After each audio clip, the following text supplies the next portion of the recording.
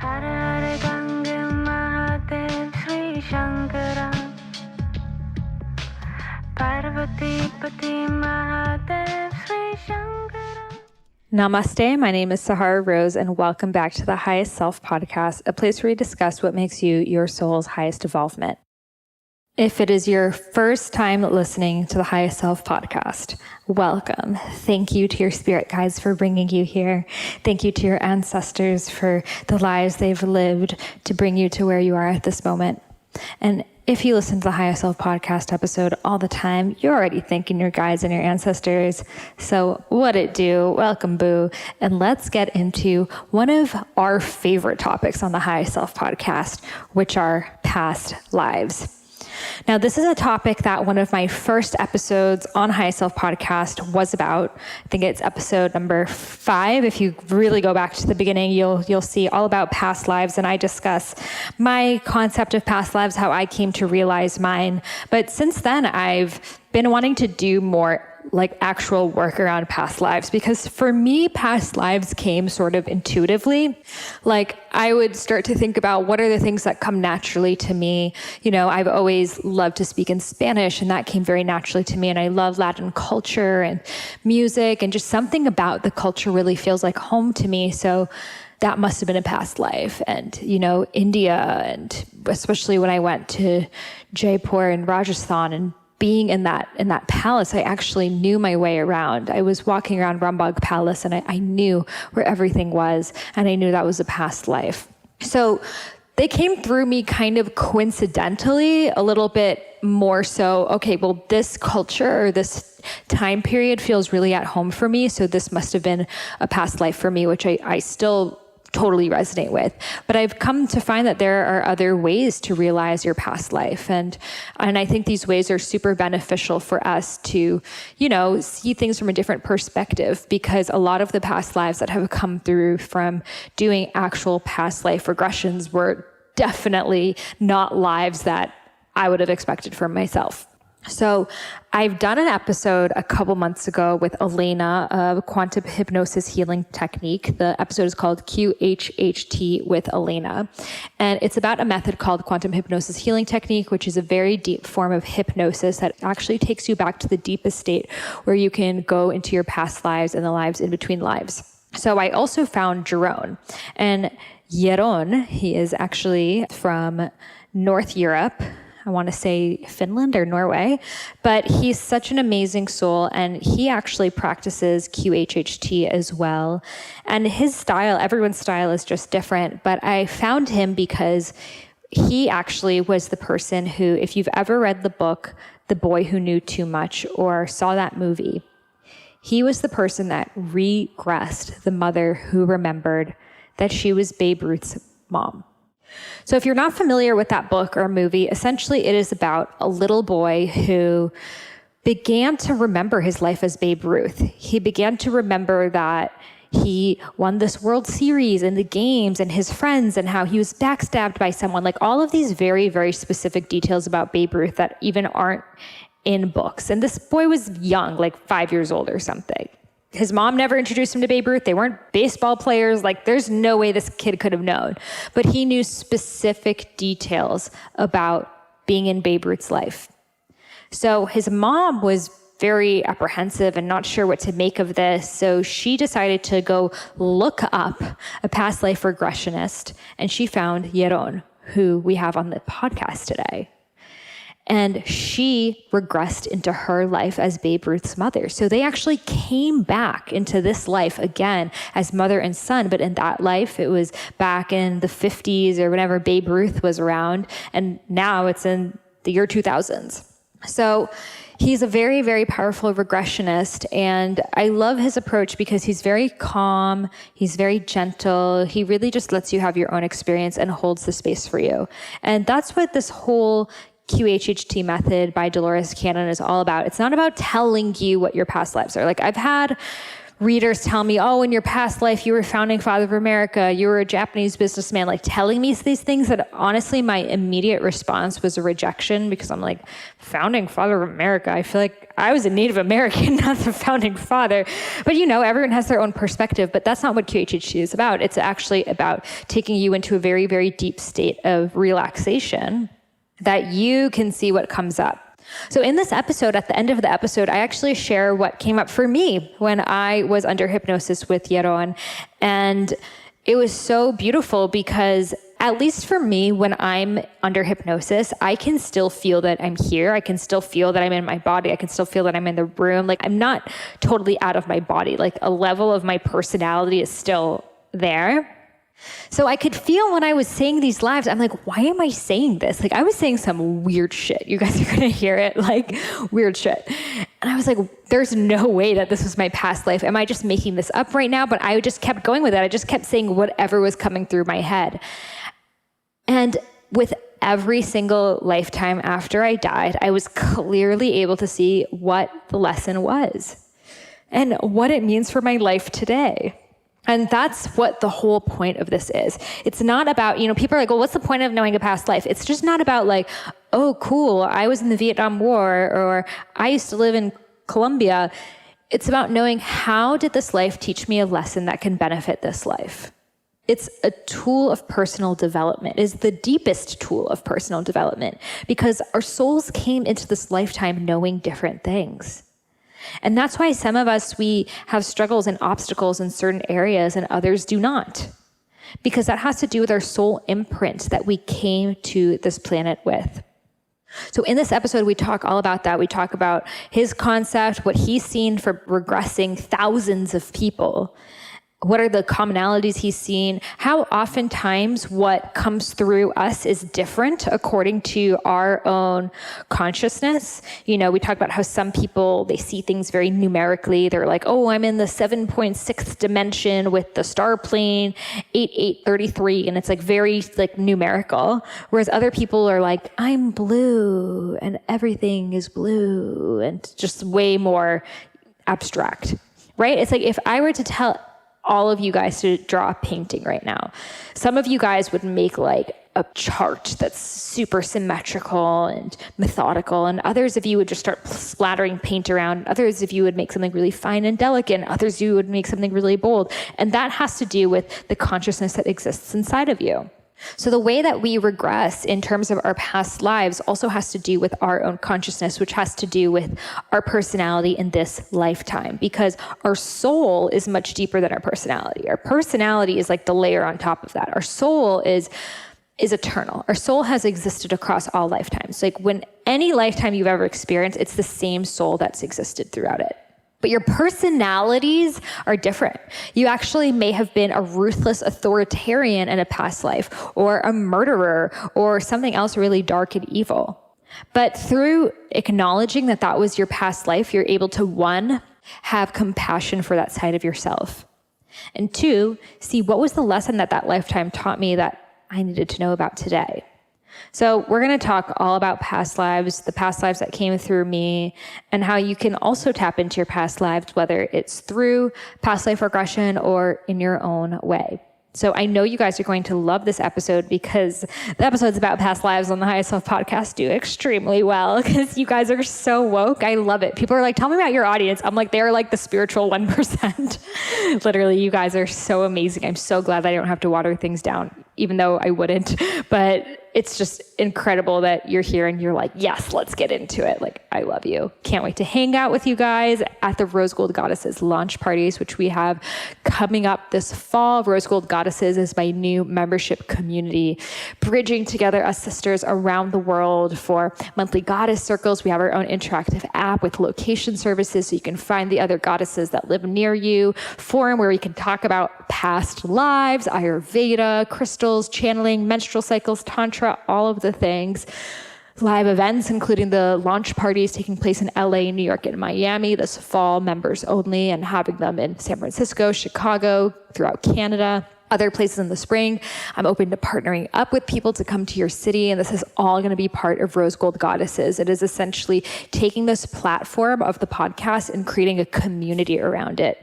So if you want to learn more about that or be part of the waitlist when we launch on September 1st with our Rose Gold Goddesses Challenge, which is going to be embodying 5 goddess archetypes. And by the way, many of us have been goddesses in our past lives. Goddesses are not reserved for, only one person was a goddess and that's it. No, the goddess archetypes are so immense that most of us have had past lives as certain goddesses. And that's why certain goddesses resonate with us, because we're recognizing that in ourselves. Like Saraswati has been a major past life of mine. And she is the goddess of creativity, of knowledge, of reading, of literature, of wisdom, music, arts. The moment I heard about her, I felt like at home.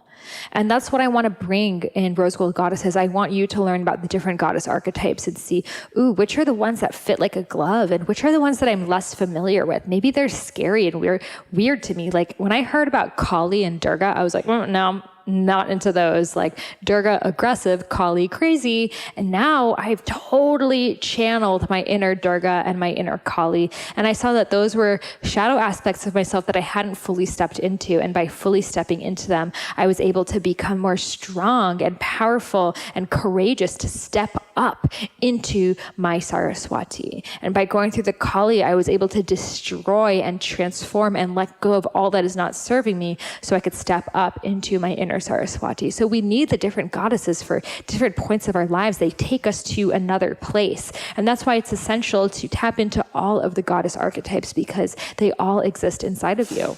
Just like for past lives, you don't just have one past life. You have thousands of past lives potentially, and they all are teaching you different aspects of yourself. And the same thing goes with the goddesses. We all have a fierce side of ourselves, a sensual side of ourselves, a creative, a powerful, dedicated, a meditative. We have all of these sides to ourselves. And when we can tap into them as the divine goddess, we're able to embody the divine goddess that exists inside of us.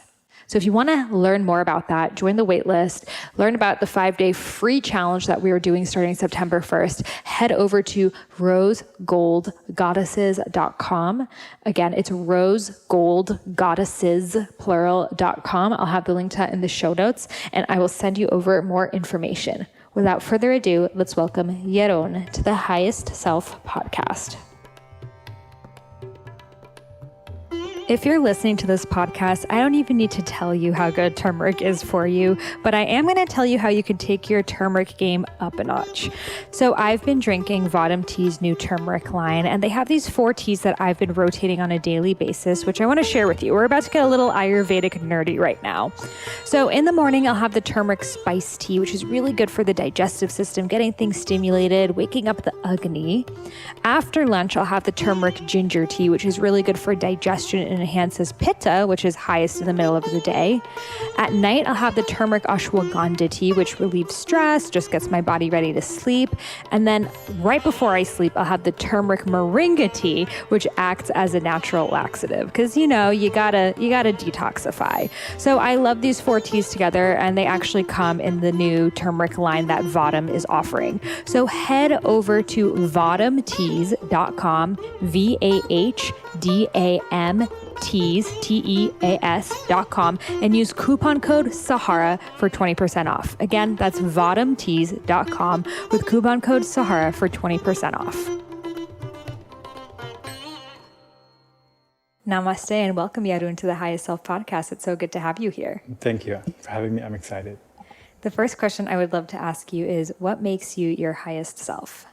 For me, it is joy, because I think we are our purpose. Our purpose is encoded in us, and being in our joy brings it out in us, because it's joyful to express yourself completely as yourself. So not according to conventions of society, but I think we're all here to be unique emanations or expressions of source. And so it's joyful to express that.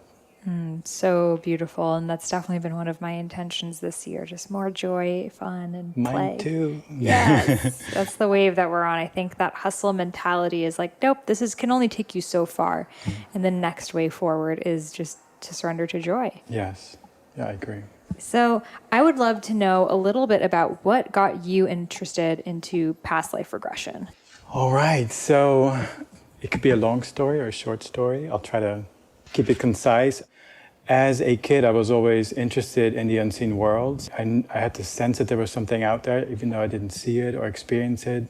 I remember, I'm from Europe, I'm from the Netherlands. I remember going out into the forest for walks and then looking into like hollow trees and seeing if I see little elves or tiny little chairs and tables that belong to the gnomes. Or So cool. I was always looking for proof of it, and I didn't find it. And I certainly didn't find it in the religion that I was raised in. And so when I was 8 years old, my mom was a librarian and she brought home books for us to read, and I had read through all the fiction, like fairy tale books and science fiction for myself. And then I found a book on her nightstand that was about out-of-body experiences from the Monroe Institute. Picked it up, started reading it, and I was like, this is the shit. This is true. This is how it is. I just knew it. And so it just added to my belief that there was more out there than people knew about in my environment. Then when I was in my 20s, I had my spiritual awakening, and it was kind of hard. And it prompted me to start receiving healing. And in doing so, I found out about human consciousness, that we're multidimensional beings. So it corroborated what I had known somewhere. And in learning these healing methods, as I was able to be healed myself and experience the benefits of it, I wanted to do this for other people. I thought it was extremely beautiful how healing processes are very customized and very individual to all of us, really acknowledging and affirming our unique expressions as beings on the planet. So I wanted to help other people to be more authentic in their lives. And then I read a book by Dolores Cannon in 2006, a book called Custodians, and it resonated so amazingly that I just wanted to find out who this lady was. And she ended up teaching 3 months later in the Netherlands, where I was at the time. And so I was able to take her course, and I've been happily regressing ever since. That's amazing. So more than 20 years. No, it's like 2006. Oh, I'm like, what year are we in? I'm like 2006. A long time. A long time, yes. 13 years, yes. That's so beautiful. And I love how from such a young age, you were like, oh, this is what I want to do. And you just went for it. And I mean, it's so rare to see that, because most of us, it's a childhood thing, and then we lose touch of it. Yeah, I can't say that I was young, because now I'm 47. So it was like in my 30s that happened. But I started doing energy work in 1999. So it was in my 20s, I think. As a kid, I had no concept of these things even being around. So my best guess at what I wanted to be, when I grew up, was an artist, and then when I learned about all this healing stuff, it got more specific. Well, you definitely have a lot of Vata creative energy to you. Yes. So for people listening who are like, what is a past life? Like, can you just explain to them, for the person who's maybe heard the term before, but they don't really understand what it is? Sure. So, we're talking about something that is beyond the human realm of experience in general. And so my way of looking into it or describing it is going to be different from the next person. I can't say that I know the truth, because I'm focused in this body, in this human existence. So I'm going to perceive and explain things from this human perception.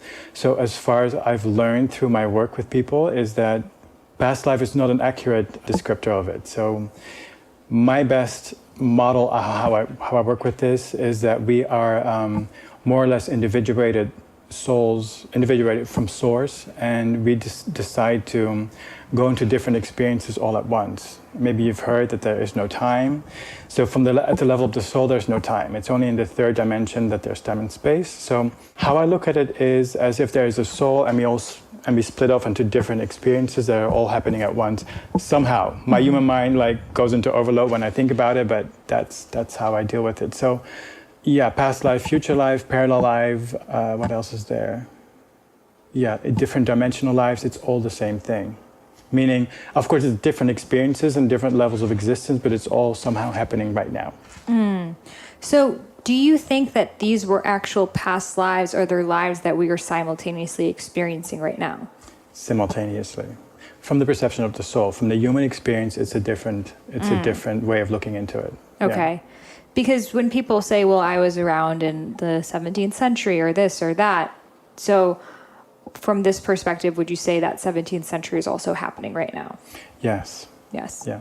I mean, I understand this, but for people who are listening are like, I don't get it. So for me, what made that realization of like time doesn't exist was the first time, not the first time, but one of the first times I took psychedelic mushrooms. And I remember people saying, oh, time isn't real. I'm like, I'm pretty sure if I'm running late, time is real. Or if the seasons change or 9 months to have a baby, like this is time and it's real. So how can you say it's not real? It never made sense to me.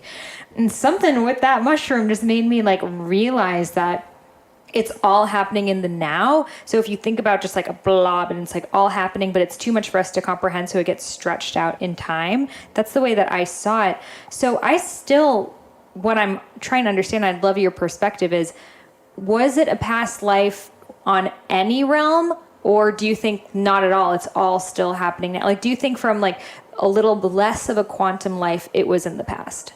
I don't quite know, because that's interesting matter to talk about. What I think is that it depends on our level where we focus from. So from this, we're focused in the human perspective right now, the human life. So I think from this perspective, there might be time.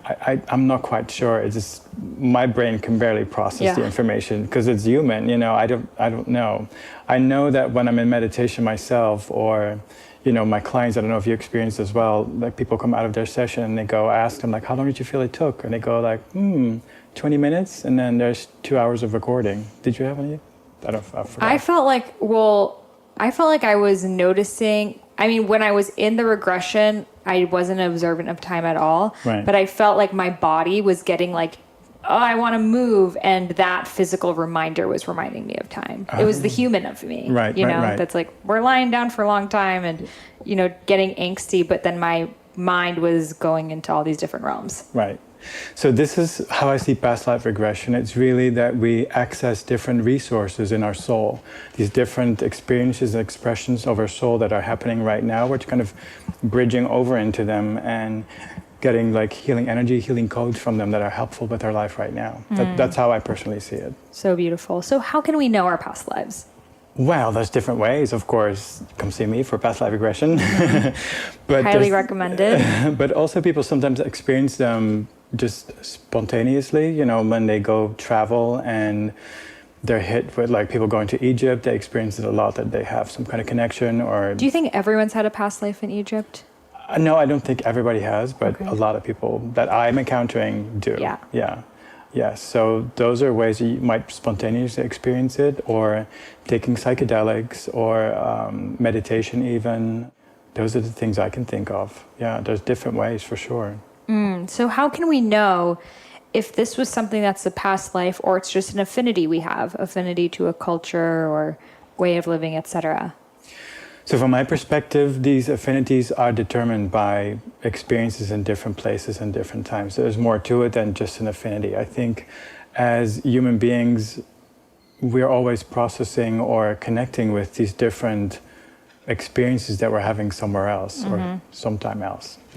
Yeah. So that's how I see all of these aspects of our personality, that they've been brought in on purpose to craft your personality in this lifetime, to have the experiences that you want to have here. Totally. And I think, exactly how you said, if you really relate to Native American culture, or like an ancient Chinese dynasty, or ancient Egypt or Lemuria or whatever it is, it's not a coincidence. It's exactly. Some sort of memory that's bringing you back there. So do you find that we have sort of like these soul contracts with different lives that we have to kind of go back in there and relive that lifetime in this lifetime to do some sort of healing? Yes, I do believe, like for me, the word contract always feels kind of limiting. So whenever people bring it up, I usually feel into like what's behind it, why do people want to know about it? I think soul contract in terms of just adding the parameters to our existence that will help us, that are supportive to create the life that we're here to be. And so sometimes when I get to working with people and our contracts that have been limiting, it doesn't mean that, oh, whoopsie, there's something that's carried over, but it's been part of their life in their current lifetime for a purpose to a certain extent, to get them to learn certain things and then to release it. So I don't believe in, universe taking a wrong turn or source taking a wrong turn. It's all supportive of us becoming more authentic. So a lot of people, I put on my Instagram some questions, and a lot of people were wondering, well, how can I know if a trauma in this life is related to a past life, or it's something that happened in this lifetime that maybe I'm not aware of? It depends on how much you are aligned with your intuition. So you could ask your own higher self, or just feel into the experience and ask it. If you have access to that, that's one way to find out. Or you can go see an Akashic Records reader, or come see me, or there's different ways of tapping into that. Yeah. So what are the types of traumas that people carry over from past lives? I wouldn't say there's one type, or it can be anything. Yeah. And like I said, maybe I can give an example of myself. So I was doing a process as part of my schooling, where I went into a past life where I was part of the Inquisition that used to judge and convict people of heresy. And so in that lifetime, I was happily judging along, sending people to their grave, because I thought I was doing the right thing. And at the end of my life, well, not halfway down my life, I realized that I was just executing orders and trying to belong to the Catholic Church. And so I realized what I've been doing, and I secluded myself from society. I went to go live in a little hut in the forest, and I believed that I didn't deserve any love, because what I had done was unforgivable. And so as a person, I judged myself as unforgivable. And that sense of being unforgivable, I carried into this lifetime. So there was something about me that I felt like there was something flawed and intrinsically wrong or unforgivable about me. And it kept me in a place of insecurity and not having a lot of self-confidence. And looking back at it, this trauma was necessary to have me have certain experiences in this lifetime that finally helped me to embrace my own authenticity and to release the judgments. And so, I mean, people think about this almost like it's an accident that you bring it in. I don't believe in that from my perspective. So I think it is all very, very purposeful for me to enable me to do the work that I'm doing now, so I can sort of sniff out the trauma and the reasons why people have them, and help people move through them and become more empowered. Yeah. That's so beautiful, and such a great example of that. So when you went through that life, was that feeling of feeling unforgivable released? It was, yeah. Like afterwards, I felt lighter. Yeah, and that was really weird. I mean, weird. It was just like I felt lighter at some parts of my consciousness. Yeah. So do you think fears like fear of flying or fear of drowning, etc., are related to past lives? Can be, yeah. Yeah, for sure. Yeah. I can't say if it's in all cases, but all the cases that I've worked with, yes. Yeah. Yeah, because I know some people who are like, I love the ocean, but something about it just makes me afraid of drowning. And I wonder if they probably drowned in a past life. Yeah. I don't know why that particular fear, like, I can't say that fear is there for a certain reason, like as a sort of blanket statement, because most of us have had many, many different past lives. It's not that you just have one where you drown, then, oh my God, now this is the big thing that you carry over. It's there for a reason, and it's different for everybody. So you think that even something like fear of drowning or fear of flying is serving you in some way? I think so, yes. Yeah. I can't say why that is, but maybe it is, to have the experiences on the ground if you have fear of flying, or to travel, by train or by car and have experiences doing that. I don't know what that would be. But there might also be a purpose to knowing how to conquer that fear in this lifetime, so you can help others do the same thing. Yeah, or even to overcome that fear is the strength that you needed to fulfill something that you need to do in this lifetime. Exactly, yes. So in that sense, I think it's all on purpose. It's not like, oh, whoopsie, flaw in the system. Yeah. Love that. Yeah. So people have asked, how many lifetimes has the average human had? I know, very human question. I've asked this in the past too. I'm like, how many times have we been here? Yeah. It is a question that a lot of people want to find out about. Yeah. It needs distinction, because people have not just human lifetimes, but lifetimes in different realms, different planets. So I think it's different for all of us. There is no set number to it. I work with people that seemingly have lots of Earth lifetimes, and then people that just come in straight from source or from an angelic realms, or sometimes they give me the number of the density level that they're from, like 12th or 9th or 6th. And they just come here straight to Earth in a human body. Wow. Or So when they do a past life regression, they don't have anything to regress to? well, they do. They go back to source or Okay. to this angelic realm where things work differently than they do here. Yeah, I had a client not too long ago who had 3 earthly lifetimes. One was as a plant long, long time ago.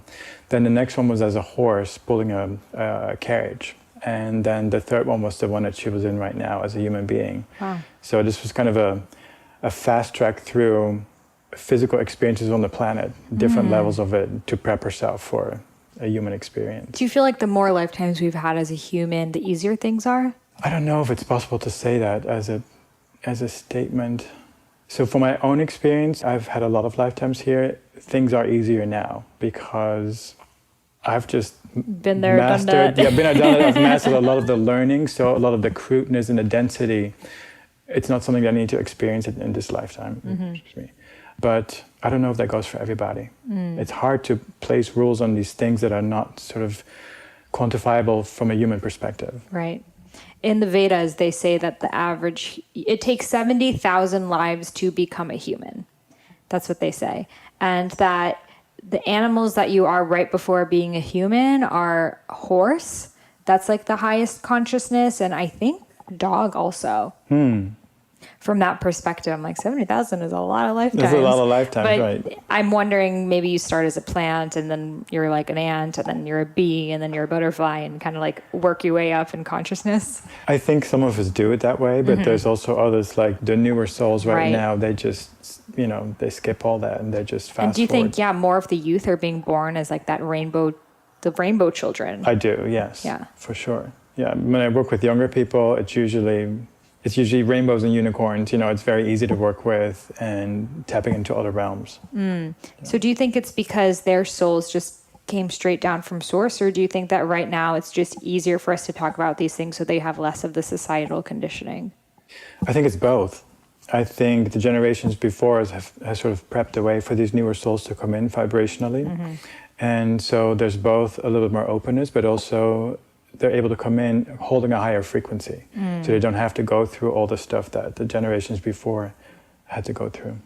Yeah, I feel like the youth especially, they're like, they say that like the indigo children, which are kind of like this generation that's older now, had to pave that path of like go through dealing with their parents and this, and it's a very personal journey, whereas the kids now are just like, I'm going to save the oceans, I'm going to do this, and they're just unapologetic about it. Exactly. Yeah. And not about their gender expressions or whatever the fuck they want to do. Yeah, it's pretty good to see. And I feel like a lot of incredible souls are coming through because we're so needed right now. Yes. That source is like, send them on down, fix the issues.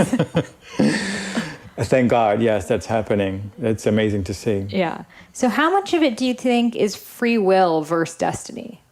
I don't know. I think the more you are aligned with your higher self, so the less sort of dense human levels you have to conquer, the less you would want to divert from what you're here to be. But yeah, I think there's ways of, making little detours. But I don't quite know. I wouldn't know how to say that. My guess is it doesn't quite work in within that binary of free will or not that we like to look at it from. Yeah, but I'm not quite sure. My sense of it, my feelings are that there is, I feel a guiding force in my life, and that all the things that are happening are there for a reason. And so I feel like I have free will, but still, it's like parallel lives. Like, have you heard this concept where, every decision you make, it's getting lived out in some other parallel universe? Maybe that's what it is, that you're getting to live all of these choices, and so you feel like there's free will. I don't know. Yeah. It's like that movie. It's like, do you choose milk or orange juice? And your life ends up drastically different because of that one decision. Yes. Though in this case, it's like orange essence water and almond milk. We don't drink milk and orange juice. But it's interesting, and it's something that I even grapple with. I'm sure every single listener has wondered, well, if it's meant to be, then shouldn't I just sit back and it's going to happen? But then there's action needed on this plane. So it's knowing how much action to take and how much to sit back and let it happen. Yes, and for me, like referring back to the joy, like if life is given meaning by the things that you do in it, you know, and if you feel joy doing certain things, you know, joys that are specific to you, I mean, you might as well do something instead of sit back, you know, go out in the world and do whatever it is that makes you feel joyful. I think that's how our purpose gets expressed. It's just, that's the driving force behind action, I think, in my life. And For sure. people's lives, yeah. Yeah, definitely. Doing things that are in alignment with your Dharma bring you so much joy that it helps you overcome the less joyful parts of it. Yes, and like, of course, there's like times where you just want some rest or just, you know, something is gestating inside of you. But yeah, I do want to do, I love working with clients, and I do love to go into nature. I love to, you know, drink tea, or like all these things that I love to do. At one point of just sitting back and letting it all happen, it's very boring. Totally.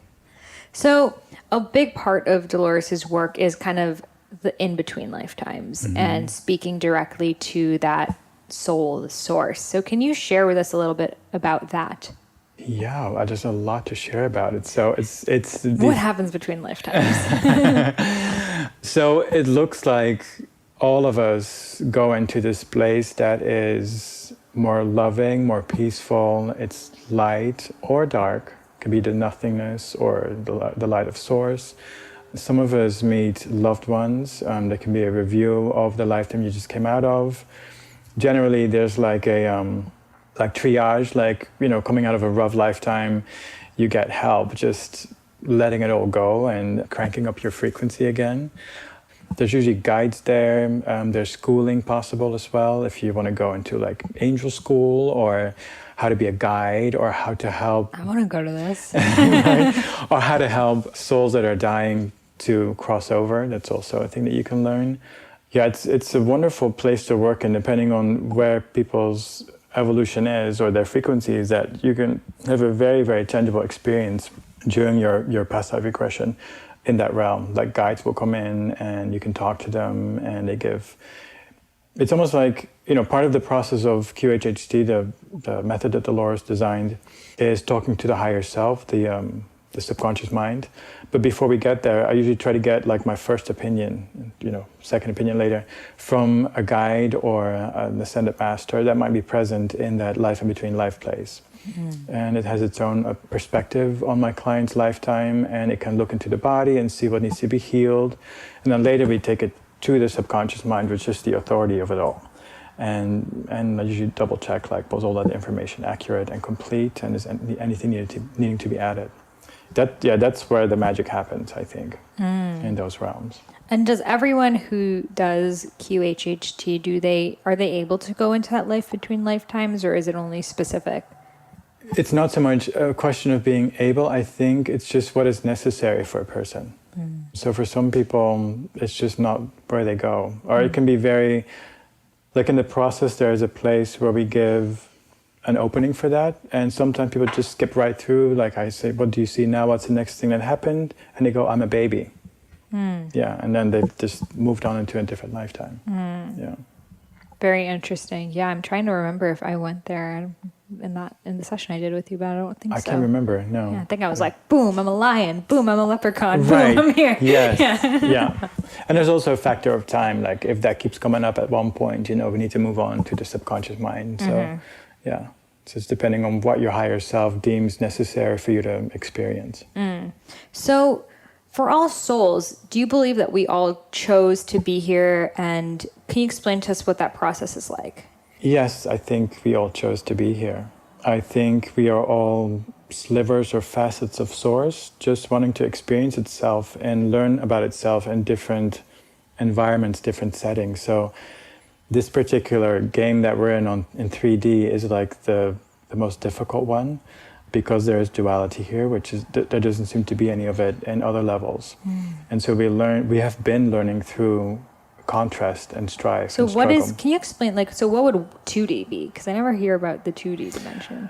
2D, I'm not sure what that is neither. Or like a movie. Or pictures. I don't know. I remember reading about it, that it was like elf realm. Oh, okay. But I don't know exactly. I don't know. I'm not big on the The elves numbers. I've seen looked like they had no personality, so it could be. They were Really? very just like they want to do their job. Okay. Yeah. Yeah. Could be be. 2D. I don't know what that is. Yeah. So what's 1D? Nothingness? I don't know.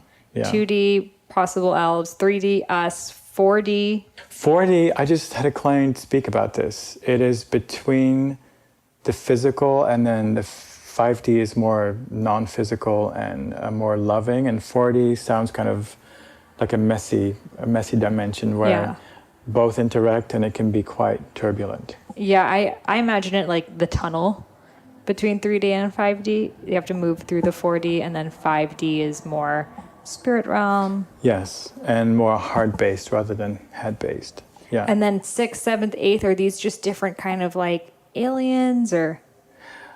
To my understanding, my best understanding is that the vibrations get more refined and higher. Mm-hmm. So I think aliens there's many different kinds, so I think they can exist on many of these different realms. And same with like ascended beings, depending on their level of development and how they want to express. Very interesting. Yeah, because I hear people being like, I'm of the Pleiadian tribe of the 12th dimension. And it's like so specific. And I've never received any kind of information like that before. So I've always wondered. Yeah, I definitely get these people as well. They Yeah. have very specific numbers. And then I read about people that have different ways of dividing up the dimensions, like more numbers or less numbers or subsections of the dimensions. So I think, again, it's a human way of trying to grasp what's really going on, but it's really... It feels very analytical. Yes, exactly. Yeah. Yeah. Very interesting. I wonder if, how much of it is like our own personality trying to interpret this massive thing called source. I think so, yes. Yeah. Yeah. And then like certain people, more pitta energies, like I'm of the 12th dimension and I come from this and it's like this formula, and other people are more just like, I'm light. Yes. And just pure feeling. Right. Yeah. Yeah. And both are valid. Yeah. Yeah. So I have been on the lookout for an incredible organic skincare company that doesn't use preservatives or synthetics and is also zero waste. And that's when I came across Loli. And I am so inspired by this company and also really impressed by the benefits that their elixirs, their serums, their tonics are having on my skin. I'm getting tons and tons of compliments. So I've been loving their plum elixir. It smells amazing, and also removing makeup with their chamomile lavender water. I also am obsessed with their matcha coconut paste. I mean, all of these things I would love to eat as well. And that just shows how high vibe it is when it's all edible products that we can put on our face. So to get your hands on some for 20% off, head over to Loli Beauty. That is LOLI beauty.com, and use coupon code Sahara for 20% off. So we all know how good apple cider vinegar is for us. I mean, we know we need it in our bodies, but the thing is, it doesn't always taste the best, especially when you have kids or a husband or someone else who's very taste sensitive. We can down a shot, but they can't. And that's why Goli Gummies is about to be your lifesaver. They are vegan, organic, gluten-free, non-GMO gummy bears that contain apple cider vinegar. 2 gummies equals 1 shot of ACV. So I have been obsessed with them. I was just with my nieces and nephew. I was giving it to them. They did not even notice that it had apple cider vinegar in it. And they were getting the detoxifying benefits, the vitamin B12, and all of the good juju that apple cider vinegar has. So if you want to get your hands on some gummy bears, head over to Goli.com and use coupon code Sahara for 10% off. That's Goli, GOLI.com, with coupon code Sahara.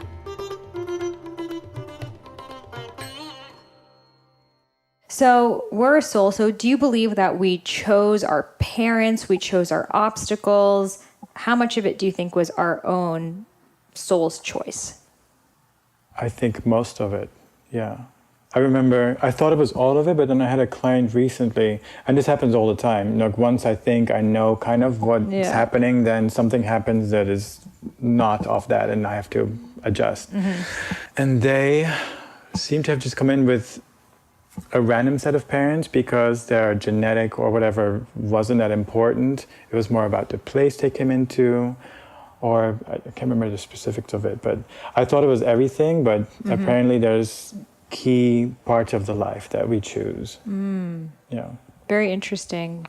Yeah, because sometimes I wonder, I was like, why did I choose to grow up in Boston? Definitely did not want to be there, but who knows? Maybe that was like the accident part. Like, okay, we can figure out this much. Boston's just going to have to happen. Sorry. You'll get through it. I don't know if it's different for different people also. It could be that way too. Yeah, because again, we try to give everything one system that we kind of feel secure about, but I don't think it works that way.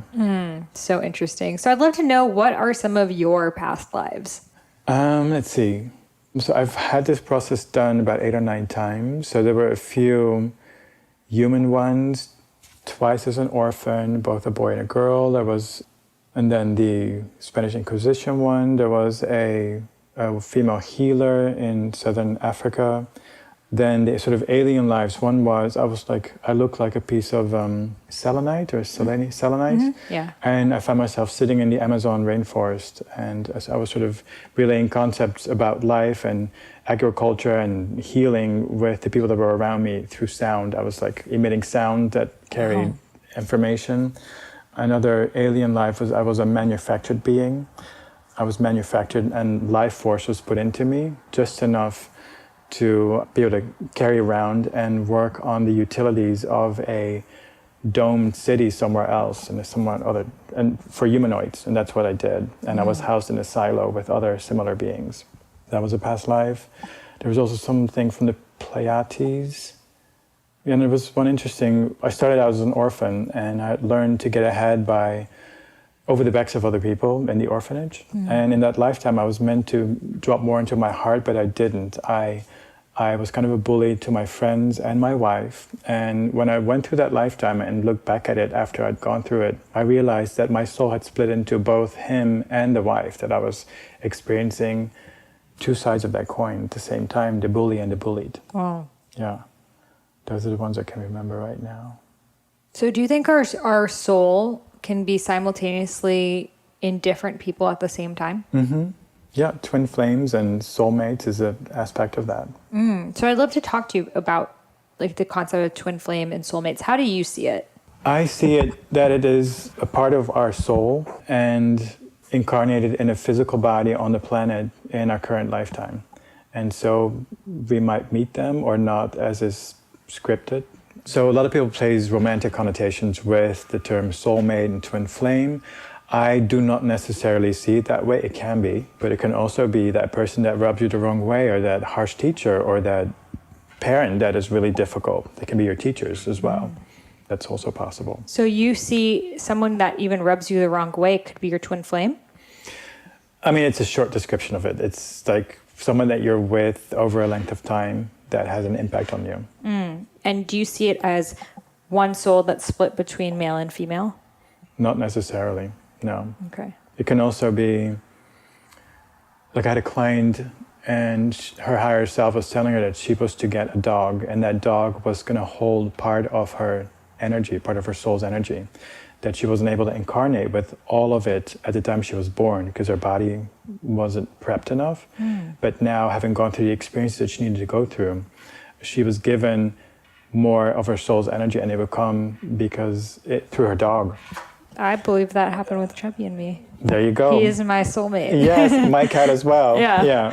I was gone in Bali every day. I'm like, I miss Chubby so much. Stephen's like, you don't miss me. I'm like, but Chubby. Yes. I miss him more than anything. Yeah. So then what do you think is the difference between then that twin flame and soulmate?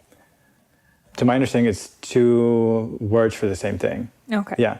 But I think twin flame people have romantic connotation with it. And so... And that exists for sure, that if you're meant to have a part in this life that is all of your soul, that is scripted, that is what you're meant to have, then that's what's going to happen. And it might feel wonderful, but for some other people that might not happen because it's more important for them to really feel their own self instead of feeling that sort of recognition in another person. Yeah, it's Very not. Yeah, I don't think it's there for everyone. Like for me, I think I'm my own soulmate in that respect, or my own twin flame. And it was really important for me to feel that first. And if, I'm married, but I have never met anybody that I had that sort of like transcending experience with. Yeah, just with my process has been about myself. So I've had those experiences with myself, like, oh wow, I'm really, this being or this kind of light, or more specific experiences about myself that I couldn't have had if I were to be linked with somebody else in that way. That's how it was for me. I'm not saying that's what it's like for everybody, but that's my journey. And that's beautiful to say because you're happily and newlywed. I am, yes. And you and your husband are adorable. Thank you. But you still wouldn't consider that your twin flame. I feel like a lot of people just think like, oh, my life partner is just another word for it is twin flame. Right. And you're saying how you see it as something more of a spiritual teacher than just your life partner. Well, it's wider than that. It's broader than that. It can be your life partner, but it can also be like, it can be a difficult experience with somebody that you have. Just a different part of your soul that is there to teach you something. Yeah. The way that I've heard it the most is that, and I still don't know for myself, but the way that I've heard it the most is that twin flames are that one soul that's split off between that kind of Shiva Shakti counterparts, and that some people have an agreement to meet in this lifetime and some people don't. And then soulmate are, I don't know how many, but numerous people in your lifetime that come and you come together to learn a certain lesson. And oftentimes it is romantic, but not always. But your soulmate could be your grandmother or something like that. But you learn that lesson, and then once you've learned it, you often move on.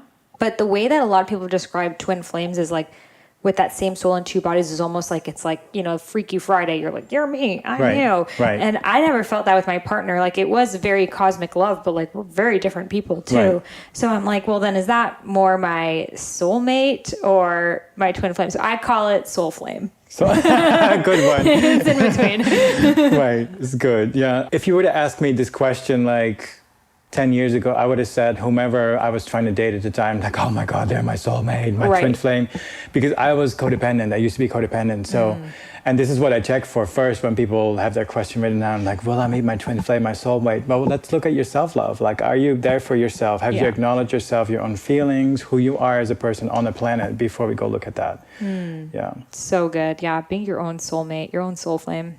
So what are because part of this process is you write down a series of 25 questions to ask your higher self, your subconscious, when you're at the end of this hypnotized state. So what are the most common questions you see? Life purpose. Yeah, people want to find out about their life purpose. If they're on the right path, if they're on the right spiritual path, health issues, different relationships, questions about those. I'd say that's the top 5. And do people ever answer something that like feels like it came out of total left field? They had no idea, or is it mostly things that they already innately knew? It can be both, yeah. But sometimes it's like really like out of left field, yeah. It's like, what's my life purpose? It's like contractor. They're like, what? Right. Oh, like that. Oh, we're on life purpose. Yeah. Let's see.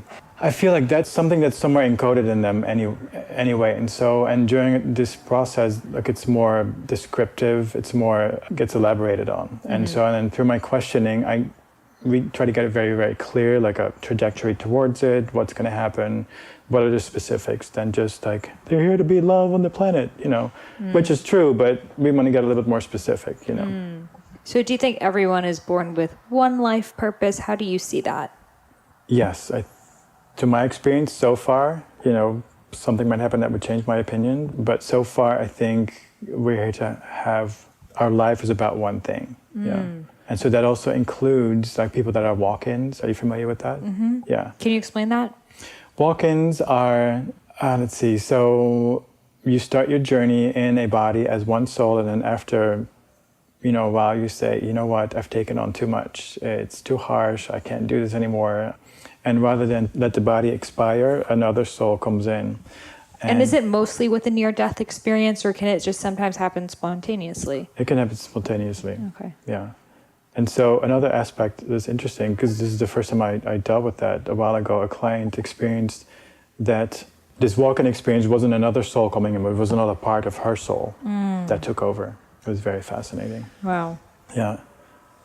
I'm familiar with, I know a walk-in who she had a near-death experience, and then when she came back, she was just a different person. Yeah. But I don't know, maybe it actually was a part of her own soul, but it felt very different for everyone. I think it can be different. Yeah. Very interesting.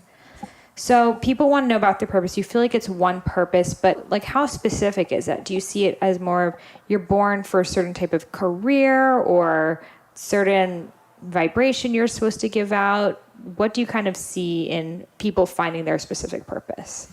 Well, it's so varied. A lot of the people that I work with, they're here to help raise the frequency on the planet, and it can be through the outward expression, meaning sort of what it looks like in your life as, influencing people in one way or another, but it can also be more personal purposes, like to know what it feels like to have a family, or to have this partner that is really loving, or to be a mom. Yeah, stuff like that.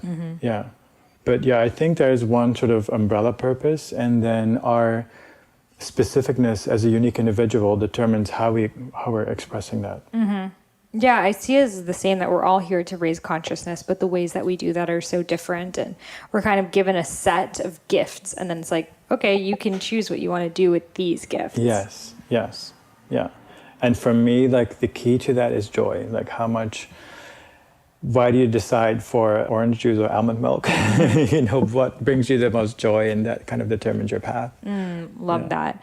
So are there any meditations people can do at home to help figure out their purpose or find their past lives? Find life purpose, like the trajectory that I would suggest is to build in some stillness in your life, some quiet time, whether you call it meditation or just sitting on a bench in your backyard or go to nature, and to tune into your heart and to be present with it. And it's like, what do I want? What brings me joy? And to have that be the intention of your quiet time. And what was the other ask? And to find their past lives through meditation. I guess the same thing, to just set an intention for meditation and to go inside and to see if something pops up. But there's tons of help you can get if you can go on YouTube and just go past lives, or there's tons of guided processes that can help you just do the same thing, make it easier on you. Yeah, I even found, I recently went to Bali Spirit Fest. It was like a spiritual festival. And then even feeling like which classes and spiritual practices do I resonate with? And that helped me understand my past lives, because some lineages feel super at home for me. And then other ones I keep trying and it's still I'm not really feeling it there. Right. Getting your hands dirty, getting them in a bunch of different spiritual paint jars and seeing what feels good. I like that image. Yeah. So can you share with us a little bit about what people can expect in their QHHT session? Yeah, it's varied. It's different for everybody. I never know what's going to happen. People can go into lifetimes on the planet, different ones. It can be very mundane, or it can be, the people that we know from as historical figures. Can you share with us about the boy who remembered Babe Ruth? Oh, yeah, it's Lou Gehrig, actually. Yes. So I didn't work with the boy itself, but with the mom. So this woman gets into my office and she explains that she has a little kid that, since he could talk, started talking to her about remembering his lifetime as Lou Gehrig, the baseball player. Oh, wow. And in the beginning, she didn't know what to think of it, because she came from a Christian background and they don't believe in reincarnation. So at one point, she had to admit that there was more going on than just his imagination, because she would take him to like a baseball stadium and there was a giant poster of Babe Ruth on the wall, and the kid had to freak out. He lost it. He was like, that guy was so mean to me. He was really mean to me. I don't like him. So she finally found out doing past life regression through a friend of hers that I'd worked with. And so she came in, she said, I have this kid. And actually he told me that I used to be his mom in that lifetime as well. And he added to that he likes her now better in this lifetime. But I don't know what to think of this. And so I told her the same thing that I tell everybody. I don't know what we're going to see. This process is about connecting to your higher self and giving you the most appropriate experiences. I'm not here to tell your higher self, go see this or show them that. So we did go into her lifetime as Christina Gehrig, Lou Gehrig's mom. Oh, she went back to that? She went back to that, yeah. It's a very, very detailed lifetime where she found out about tchotchkes that she was given, or awards that her son, Lou Gehrig, had won and given to her, and names of her children. She even spoke a few German words. She knew things about, like, she would go to the Yankee Stadium and I asked her stuff like, well, what are you eating? Are there any snacks or any drinks? And she goes, yes, we're having a cola. That's an old word to say. Nobody calls it cola. And then they would have like hot nuts, like roasted chestnuts or something. So she knew all these things, and she came back twice more to do past life regression, and she would go back into the same lifetime, getting more and more details. So I asked her higher self, why are we doing this? What's the point to all of this? And so it said she is to mine that experience for these details that you can still go fact check with living descendants and relatives, and to add a level of credibility to the concept of reincarnation. Wow. And then write a book about it. And so she did, and she wrote a book about it, and it's going to be a movie. Wow. Yeah. So that boy, does he still remember the details, or did he forget as he grew older? I think he started to forget like around age 6, and research has been done in children remembering past lives, and that seems to be the threshold or the boundary where they get more rooted in their current lifetime and they disconnect from what happened before. Even though his family is supportive of it, he's still forgetting. Yes. Interesting. Yeah, it's interesting. Yeah. It is a thing now, of course, because the book is out and there have been interviews in different places. So what's the book called? The Boy Who Knew Too Much. Yeah. So he knows that he remembered. I'm not sure if he still remembers those scenes from the past lifetimes. Wow. Is he good at baseball? He is. Yeah. Yeah. He's a baseball prodigy. Oh, wow. Yeah. Came with those skills coded in. Yes. And then for the woman who now wrote the book, how does that grapple with her Christian background and this? Does she still practice? I'm not sure where she's with exactly, but it's definitely opened her mind. And she's more coming from a perspective of love and inclusion rather than, the rigidity of that religion. Yeah.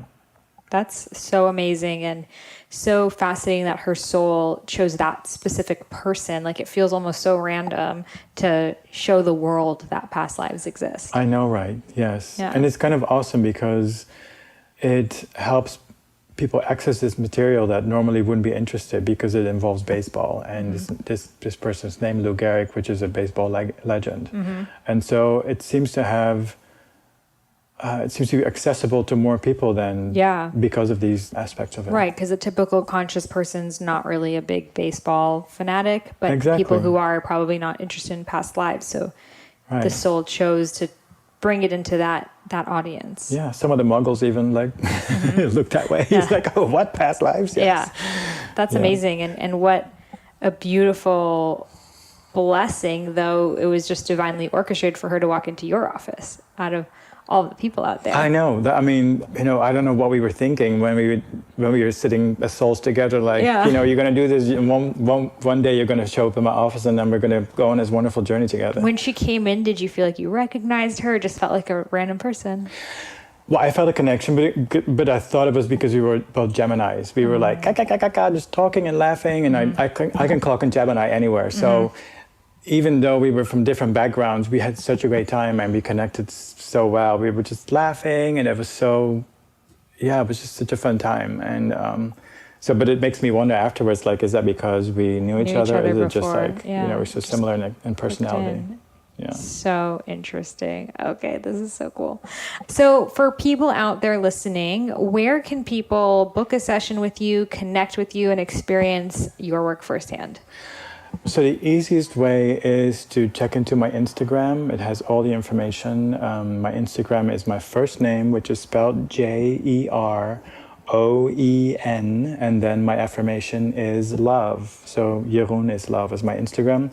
It has a book button, email button. It has a Linktree link to all of my other information. So that's really the hub for all the information in order to do this. My office is in the Valley. I live in Valley Village, so that's why I conduct my sessions. If you're not in the LA area, I only do these QHHC processes in person. So if you want your session and you live somewhere else, there's tons of practitioners all over the world. So if you go to dolorescannon.com and use the Find a Practitioner feature, you can locate somebody close by. And then I suggest that you look at different people's websites and you just check out, you figure out who you feel the most of a match with and just go with them. Yeah. Well, guys, if you're ever in the LA area, I highly recommend setting out a day to do this. It's how long? 4 or 5 hour process? Yeah, between 4 and 5 hours, sometimes even a little bit longer. So set out a full day, because after you're going to want to journal and think and, debrief for a bit. Yes. And in my session, I was first a leprechaun / elf thing, which is interesting because that's like the mystical being archetype I like least resonate with normally, because I work a lot with the mystical beings and I'm like mermaid, fairy, and unicorn. And then I was like elf who wants to be by themselves and read. But it was just showing me that aspect of me that does kind of want to be alone and just like in my knowledge, the scholar. And then also seeing how being around people is a pretty good thing too. And then what else? I actually wrote them all down. Oh, the figure skater who is performing in front of a dark city. And that was showing how there's no point in having a beautiful gift and skill if you have no one to share it with. And I feel like that was a little more metaphorical. Symbolic. Yes. Yeah. And then the lion, just the lioness with her lion. And it was just like, be a queen. Because she was just chilling all day in the sun, just letting it come. And then when she wanted something, she would just, boom, go get it. And it was like, you don't need to hustle, just be a queen. Yeah. And execute when necessary only, and then go back to being in your queendom. Oh, I had 2 more. Then there was the princess in the rose garden who didn't like it and wanted to escape. And, because she was kind of trapped in like a golden cage. Yeah, because she was trapped, Yes. and she didn't want to be with the prince, and she wanted to have a life of freedom, Yes. which was symbolic of what my life really could have and probably would have become had I not stepped in. Right. And then the ganja man. Right, yes. Rasta, Thanks for reminding me of that. Yes. who's always been my alter ego in this lifetime. I'm always like, half of me is like, I just need to move to Jamaica and like just chill. I honestly don't smoke weed. I don't know why I decided to be a weed dealer. Just like how happy he was and walking on the beach and selling his pineapple and drumming for the tourists and just like having fun. And, sometimes I'm like, why do I work so hard? I should just be the ganja man. Right, because that was about contentment and joy? Or Just like total, like you don't need anything to be happy. Just beach, some music, some fruit, you're good. Yes. So that's a really beautiful description of how it can work when you connect to these different lifetimes. Yes. You access qualities that might have been dormant inside of you or that you need to have more of. It can be like a download. Yeah. That's the way that it can work. Yeah. And when they all started, I mean, I could feel my like ego self like judging of like, why did I choose this lifetime? I want to be like Saraswati. Like, I want to do something cooler. Oh, leprechaun, can we keep this moving? Like, But then in every one, I just was like, okay, I'm just going to go with the flow and see what happens. Even though parts of it, I would actually start laughing because of how ridiculous and how random my image was. Right. Literally, I was imagining Will Ferrell and Elf at certain points. Yes. Green outfit. And then but a cartoon face. I was like, why am I doing this? But then in every lifetime, when I really just like surrendered and let it move through, there was always a lesson. And, since you're also in your body at that time, I was like, oh, now I get it, Yes. even while I was going through it. Yes. So, and I just noticed a huge difference in my own ability to surrender from the first time I did it to this second time that I did it with you. Because the first time I was very in my analytical brain of like trying to understand what was happening and make sense and, like judging it while I was trying to go through it. And this time I did a lot better of a job of just going in it without observing. Yeah, and it's different for everybody, but it is like that, like you said, it is accumulative. Like the more you do it, the better you can navigate your inner waters. And then I've seen great shifts happen in people, and people that were completely zonked out, or sort of in a dream state, or like hyper alert. It doesn't really seem to matter, like your level of awareness of your process and how much of your conscious mind is sort of commenting on it. As long as you can keep yourself, and with the help of your practitioner, in the images, you can keep focusing on it. That seems to be the channel that the healing happens through. Yes. Yeah. And also both times I've done it, when I ask myself those questions, I always know the answer. It's like always things that I already know in my normal life. But for some reason, I think my subconscious must like have something, awareness of something I don't know. But it's like we are our own subconscious. You are it. You are your higher self. Yes. Yeah. And so, a lot of people now, they experience the higher self more as themselves because that's what we're doing right now. Yes. So there's less of a sort of spectacular switch between who you're not and then your higher self. It's more one thing these days. And to learn to trust that, because that's trusting yourself is the one message that is being told to people over and over again. Trust yourself, trust your heart, trust your own experience. Learn to validate your own experience over the voices of the world or whatever the world's trying to tell you should be or you shouldn't be. Your reference point is who you are, your own self. That's what it says. Love it. Well, thank you so much for sharing all of your wisdom with us and for sharing your gifts and for helping so many of us tap into our own highest selves. Thank you. It was a joy connecting with you. How beautiful was that episode with Jeroen? I loved chatting with him because he's someone who's very non-judgmental. That's what I would say. He lets you have your own experience, whatever it is, and he just holds that space. And I think that that's what a true healer does. They don't impose what they think and what they want. They're just like, there's no right or wrong. I'm open to all spectrums. And it's so beautiful to be able to be held in that space of all potentiality. So I'm very grateful for him. Someone who's regressed, Babe Ruth's mom, to be here on the High Self podcast, sharing his wisdom with us. So you can learn more about him on his website, Jeroen, QHHT. It's JEROENQHHT.com, and have a live session with him in LA. He also travels. He has a level 1 companion class if you want to learn more about it, and follow him on Instagram. Jeroen is love.